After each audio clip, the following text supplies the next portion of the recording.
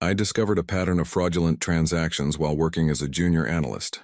When I showed my boss the evidence, he looked nervous. "These clients are too valuable. Let it go," he ordered. The next day, I was laid off for restructuring reasons. I cleared my desk without protest. On my way out, I made one final stop. My name is Matthew Shaw. I was 28 years old and had been a junior financial analyst at Westbrook Investment Partners in Denver for just under 2 years. I spent most days with my head buried in spreadsheets looking for discrepancies that others might miss. I wasn't exceptional at office politics. I rarely joined happy hours. What I was good at was numbers. Numbers don't lie, and patterns don't hide if you know where to look. That's why the Harley Group accounts bothered me. Small inconsistencies at first. Invoice amounts that didn't match our records. Payment routing numbers that cycled through the same 3 destinations. Vendor names that appeared legitimate but had no websites, no addresses I could verify. Curtis Brandt was my direct manager. Nice corner office, expensive golf clubs leaning against his credenza. When I knocked on his door that Tuesday afternoon, folder tucked under my arm, he waved me in without looking up from his computer. "What's up, Shaw?" I placed the folder on his desk. I found something strange in the Harley accounts. His eyes flicked to the folder, then back to me. Strange how? I pointed to the highlighted sections. "These transactions are going through shell companies. Same routing patterns, same inflated amounts. It's systematic." Curtis flipped through the pages, his expression hardening with each turn. When he closed the folder, his hand lingered on it for a moment too long. "These clients are too valuable. Let it go," he said. I didn't argue, just nodded. Understood. What he didn't know was that I had already created digital copies of everything. Something in his voice told me I might need them. The next morning, Heather from Human Resources called me in. The company was restructuring. My position was being eliminated. Nothing personal. A severance check would be deposited. "Please clean out your desk by noon." No one looked at me as I packed my things. Odd how quickly you become invisible. I moved to Denver 3 years ago after finishing my master's degree in financial analysis. My grandmother had left me enough money to pay off my student loans, but not much else. She always told me, "Trust your gut, Matthew. Numbers may not lie, but people sure do." She'd raised me after my parents died in a car accident when I was 12. Westbrook Investment Partners wasn't my dream job, but it was a solid firm with a good reputation. I kept my head down, worked 60-hour weeks, and built a reputation as reliable, if not remarkable. Curtis hired me himself, said he liked my attention to detail. "People miss things," he'd told me during the interview. "I need someone who doesn't." Looking back, there were signs something wasn't right. The Harley Group accounts were untouchable. Only specific people handled their transactions. Questions about their portfolio were deflected or met with vague answers. Once, I overheard Curtis on the phone saying, No one's asking questions. It's handled exactly how we discussed." I ignored those red flags. I was building something here: respect, a career, financial stability. I didn't want complications. There was a senior analyst, Jennifer Riley, who worked in compliance 2 floors down. We'd crossed paths occasionally in the break room. She had a reputation for being meticulous, even intimidating. Once she'd stopped by my desk to check a discrepancy I'd flagged in a different account. "Good catch," she'd said, eyeing my cubicle with its neat stacks of papers. "Not everyone bothers to look this closely." "Just doing my job," I'd replied. She'd studied me for a moment. "Keep doing it that way." Then she'd handed me her card. "If you ever see something that doesn't add up, my door is open." I'd kept her card in my wallet behind my driver's license. Never thought I'd need it. There was another warning sign I'd missed. 2 months ago, another analyst, Trevor, had been fired suddenly. Office rumor was he'd been asking too many questions about certain accounts. I'd assumed he'd messed up somehow, made a serious error. Now I wondered if he'd seen what I'd seen. The day before I discovered the pattern, Curtis had invited me to lunch. Unusual. He'd never done that before. He asked about my career goals, whether I was happy at Westbrook, said I had potential. Looking back, I think he was testing me, seeing if I could be trusted to stay quiet. I failed his test without knowing it was being administered. The morning after I was fired, I sat in my apartment staring at my laptop screen. I'd forwarded copies of the Harley Group files to my personal email before leaving. Not the smartest move legally, but my gut told me something bigger was happening. I created a spreadsheet tracking all the transactions I'd flagged. Over 6 months, more than $4 million had moved through those shell companies. I hadn't seen the full picture at work, but now, looking at it all laid out, the pattern was unmistakable. Someone was laundering money through our firm, and Curtis knew about it. My phone buzzed. A text from Alicia, another analyst from Westbrook. Heard what happened. Crazy they cut you without warning. Drinks tonight? I didn't respond. I couldn't explain what I was thinking, and I wasn't sure who to trust anymore. I pulled out my wallet and found Jennifer Riley's card. Her direct line was printed underneath her email. My finger hovered over my phone. What would this accomplish? I was already fired. Fighting a mid-sized investment firm would be expensive, exhausting, and possibly career-ending. I'd be labeled a troublemaker. Maybe I should just move on, find another job, forget what I'd seen. My apartment felt suddenly small.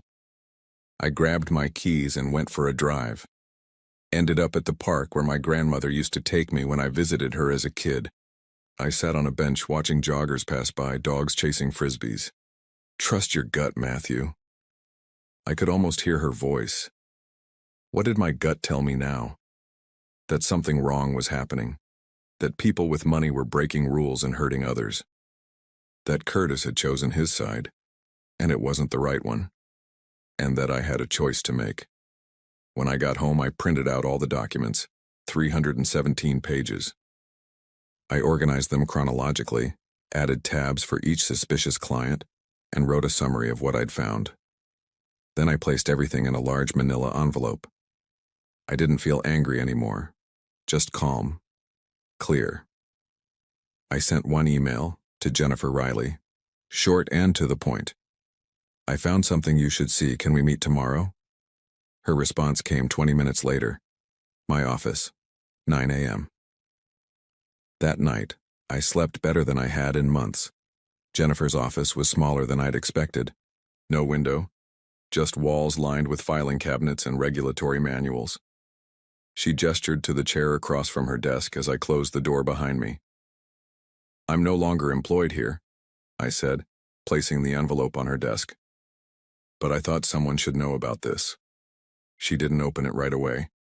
Tell me what I'm looking at first. I explained what I'd found. The shell companies, the routing patterns, the inflated invoices. How Curtis had told me to drop it and how I'd been fired the next day for restructuring reasons. Jennifer's expression didn't change as she listened. When I finished, she opened the envelope and began scanning the documents. You kept copies of internal financial records, she said finally. Not a question. Yes. That's against company policy, potentially illegal. I know. She studied me for a long moment. What do you want out of this, Matthew? Nothing. I just couldn't walk away knowing what was happening. Jennifer sighed and closed the folder. I'll look into it, but I can't promise anything. She slid the envelope into her desk drawer. And you should know, this could come back on you. Hard. I stood to leave. I understand. Do you? Westbrook has powerful clients and expensive lawyers. If you're right about this, people will lose their jobs, maybe go to jail. They'll fight dirty. They already fired me. What else can they do? I got my answer 3 days later. A certified letter from Westbrook's legal department arrived at my apartment. They were accusing me of theft of proprietary information, breach of confidentiality, and defamation. They demanded I return all company documents immediately and sign a statement retracting any accusations I'd made about improprieties. The letter ended with a thinly veiled threat. Failure to comply would result in pursuing all available legal remedies. That afternoon, my phone rang. Unknown number. Matthew, it's Curtis. We need to talk. My heart pounded, but I kept my voice steady. I don't think that's a good idea. Look, things got out of hand. I know you're upset about losing your job, but this isn't the way to handle it. If you drop this now, we can work something out. Maybe even get you back on the team. What team would that be, Curtis? The one that looks the other way while clients launder money? Silence on the line. Then, you have no idea what you're talking about, or who you're dealing with. These people... He stopped himself. Just meet me for coffee. 15 minutes. No thanks. You're making a mistake, Shaw. A big one. After I hung up, I called a lawyer. The consultation fee was almost a full day's pay from my old salary, but I needed to know where I stood. The attorney, Elaine Donovan, specialized in corporate whistleblower cases. She listened to my story without interruption. You've put yourself in a precarious position, she said when I finished. But if what you're saying is true, there are protections for whistleblowers. The problem is proving retaliation when they've couched your termination as a restructuring. So I should just back down? Let them get away with it? She leaned forward. I didn't say that. I said it's precarious. We'll need more evidence linking your termination directly to your discovery. On my way home, I noticed a black sedan parked across from my apartment building. The same car had been behind me when I left the lawyer's office. Could be coincidence, could be paranoia, or it could be that I'd stumbled into something much bigger than I realized. That night, I couldn't sleep. I kept thinking about what Curtis had said. These people. Who was he afraid of? The clients? Someone inside Westbrook? I pulled out my laptop and began researching the Harley Group more thoroughly. They were a private equity firm with investments in real estate, emerging markets, and several industries I'd never heard of.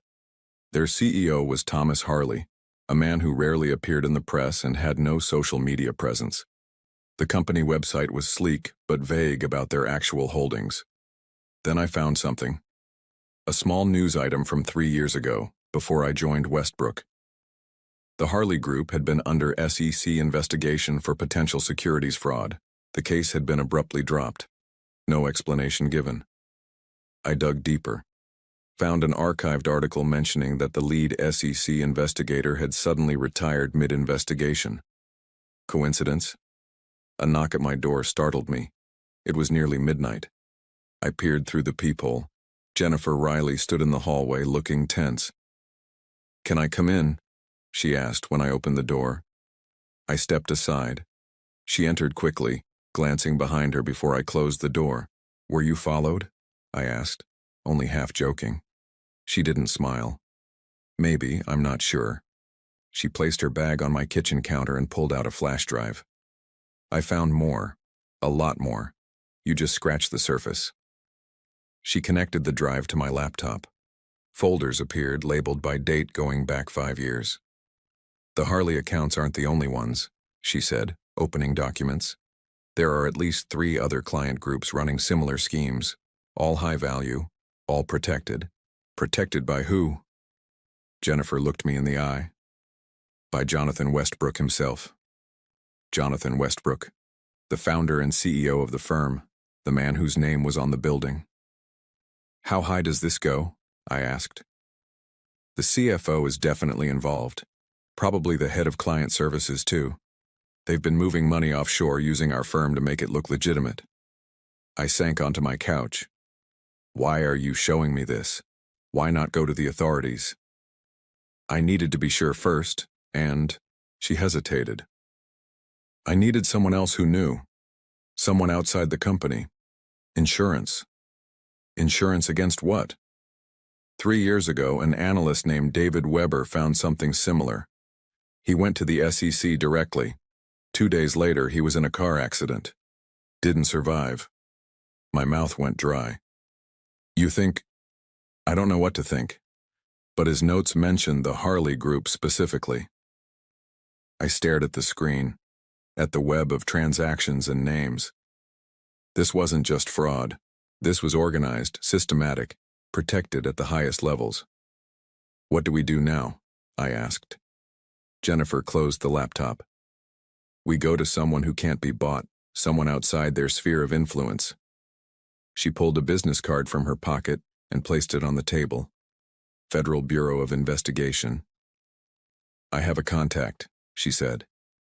Someone who specializes in financial crimes. But once we do this, there's no turning back. For either of us.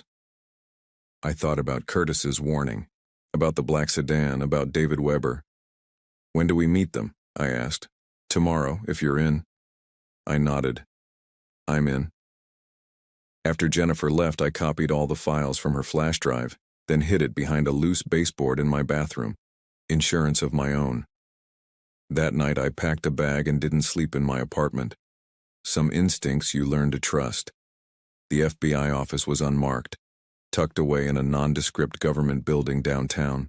Agent Tessa Harding didn't look like the FBI agents in movies. No suit, no stern expression. Just a woman in her 40s with practical shoes and tired eyes. Tell me everything, she said. From the beginning. For the next 2 hours, Jennifer and I laid out what we knew. The shell companies, the money movement, the selective access to certain accounts, the retaliation, the possibility that this connected to an earlier investigation. Agent Harding took notes, asked pointed questions, and occasionally made phone calls to verify specific details. When we finished, she sat back in her chair. If you're right, this is a major case. Money laundering on this scale usually involves other criminal enterprises, drug trafficking, corruption, tax evasion. So you'll investigate? Jennifer asked. We already are. Your information corroborates something we've been building for months. She looked at me. But we'll need your testimony. That means going on record, possibly in court eventually. I thought about my career prospects after being known as the guy who brought down his former employer, about Curtis's warning, about my grandmother's voice in my head. I'll do it. Agent Harding nodded. We'll need to move carefully. These people have resources and connections. For now, tell no one about this meeting. She handed each of us a card with just a phone number. If anything unusual happens, anything at all, call this number immediately. As we left the building, Jennifer touched my arm. You should consider staying somewhere else for a while, just until this breaks. I'd already been staying at a budget hotel for 2 nights. Ahead of you there. Smart. She smiled slightly. You know, when Curtis hired you, he told everyone you were too quiet to make waves. Looks like he misjudged you. He's not the first. That afternoon, I got a job interview at a smaller financial firm across town. I didn't mention Westbrook's accusations or the FBI investigation, just highlighted my skills and experience. The hiring manager seemed impressed, said they'd be in touch. 3 days later, as I was leaving the hotel, my phone buzzed. A text from a number I didn't recognize. Parking garage, level 3, blue Honda, 20 minutes. No name. But only one person knew I was staying at this hotel, Jennifer. I debated calling Agent Harding, but decided to check it out first. I took precautions, parked 1 level up, approached on foot, stayed near the stairwell. The blue Honda was there. Driver's side window rolled down. But it wasn't Jennifer behind the wheel. It was Trevor, the analyst who'd been fired before me. Get in, he said. Quickly. I hesitated. Please. It's about Jennifer. I slid into the passenger seat. How did you find me? Jennifer told me where you were staying. Yesterday, before they took her in. My stomach dropped. Took her in? Who? Westbrook Security. They're saying she stole confidential client information. She's being questioned by their legal team right now. He ran a hand through his hair. Look, I know what you both found. I saw it too 6 months ago. That's why I got fired. Why are you here now? Because Jennifer helped me when no one else would. And because what's happening at Westbrook is bigger than we thought. He handed me a USB drive. This has account information for offshore holdings, copies of altered financial statements, and recordings of conversations between Westbrook executives and Harley Group representatives. Jennifer managed to get it out before they locked down her computer. I stared at the small device. Why not take this to the FBI yourself? Because Westbrook has people everywhere, even in law enforcement. Jennifer thought you might have a contact we could trust.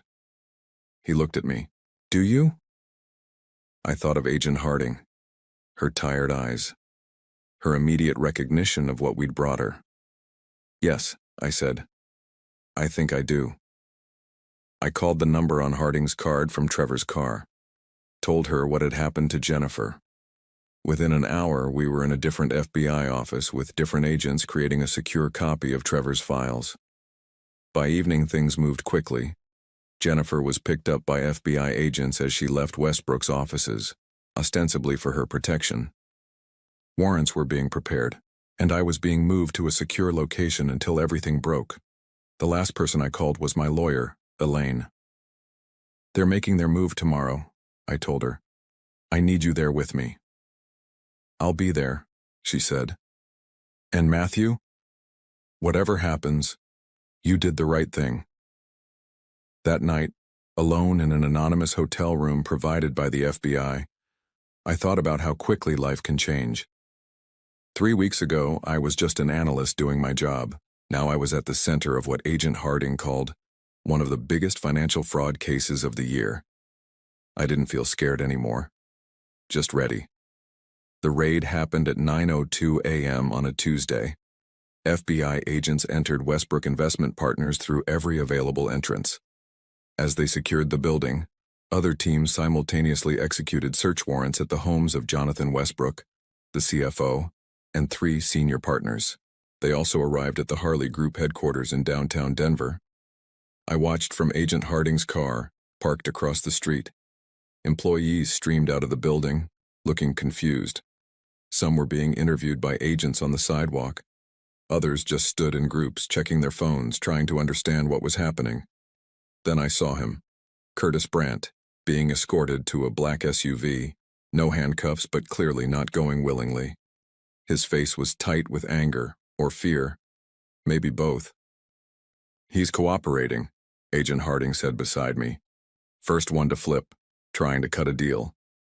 Of course he was. I almost laughed. Curtis looked up as the SUV pulled away from the curb. For just a moment, our eyes met through the 2-car windows. He didn't look surprised to see me, just defeated. By afternoon, the news had broken nationally. Major investment firm raided in fraud investigation. The coverage mentioned a whistleblower who had uncovered the scheme. My name wasn't public yet, but it would be soon. Jennifer called me from her lawyer's office. They're offering immunity to lower-level employees who cooperate, she said. The executives aren't so lucky. Jonathan Westbrook was arrested at his home. They found shredded documents in his fireplace. What about the Harley Group? Thomas Harley is nowhere to be found. Left the country last week, apparently, but they've frozen the company's assets. 2 days later, I sat in a federal prosecutor's office going through my testimony again. The evidence was overwhelming. The documents Trevor and Jennifer had saved. My original findings. Banking records seized in the raid. And now, statements from at least 6 Westbrook employees who had witnessed parts of the scheme but been afraid to come forward. The prosecutor, a serious woman named Diane Lawrence, closed her folder. Mr. Shaw, your testimony is crucial to this case, but I want you to understand what you're walking into. Defense attorneys will try to paint you as disgruntled, incompetent, or motivated by revenge. It won't be pleasant. I understand. Are you prepared for that? I thought about Curtis's warning, about Jennifer being detained by Westbrook Security, about David Weber, who might have been silenced permanently. Yes, I said, I'm prepared. The first indictments came down a week later. Jonathan Westbrook, the CFO, and 2 senior partners were charged with multiple counts of fraud, money laundering, and conspiracy. Curtis was charged as well, but with lesser charges, thanks to his cooperation. The morning the indictments were announced, I received a job offer from the firm I'd interviewed with earlier. They'd heard about my role in the case through industry channels. The offer came with a significant raise and a direct message from the CEO. We need more people with integrity. I accepted. The last piece fell into place a month later. A letter arrived from the SEC's whistleblower program. Because my information had led directly to successful enforcement action, I was eligible for a substantial reward, 15% of the penalties Westbrook would pay. The estimated amount made my eyes widen. I wouldn't have to worry about money for a very long time. That evening I visited my grandmother's grave, placed fresh flowers by her headstone. "You were right," I said quietly. "Trust your gut." I could almost hear her laughing. 6 months after the raid, I sat in a coffee shop downtown, reviewing quarterly reports for my new employer. My phone buzzed with a news alert. Former Westbrook CEO pleads guilty in fraud case. Jonathan Westbrook had finally accepted a plea deal. He was facing 7 to 10 years in prison, and the company that bore his name no longer existed. Its legitimate assets had been acquired by competitors, its reputation destroyed. I closed the alert and returned to my work. The scandal had faded from the headlines, replaced by newer crises and controversies. But its effects lingered in stricter regulations, industry-wide compliance reviews, and occasional mentions in business school ethics classes. Curtis had received a suspended sentence and probation for his cooperation. I'd heard he was working at his brother-in-law's insurance agency in Nebraska. He'd tried to contact me once, sent an email that began with, "I hope you understand." I hadn't finished reading it. Jennifer had landed on her feet, recruited by a regulatory compliance firm where her experience was highly valued. We met occasionally for coffee, bound by our shared experience but not quite friends. Trevor had moved to Seattle, started fresh with a tech company that had nothing to do with finance. And me? I was doing well. The new job challenged me in good ways. My boss valued my attention to detail, my unwillingness to look the other way.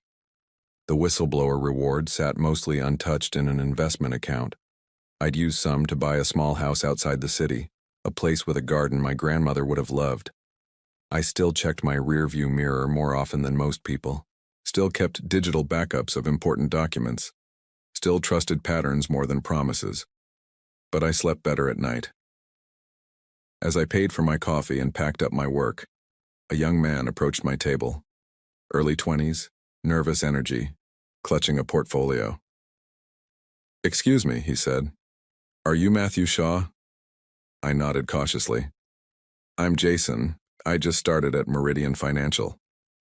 My new employer. "They told me I should talk to you about their compliance protocols, that you're the best person to explain why they matter." I studied him for a moment. Eager, earnest, reminiscent of how I'd been not so long ago. "Have a seat," I said, gesturing to the chair across from me. "Let me tell you a story about patterns and why they're important." He sat down, opened his notebook, pen ready. I began at the beginning. Sometimes the most powerful thing you can do isn't making noise. It's simply refusing to look away when everyone else does.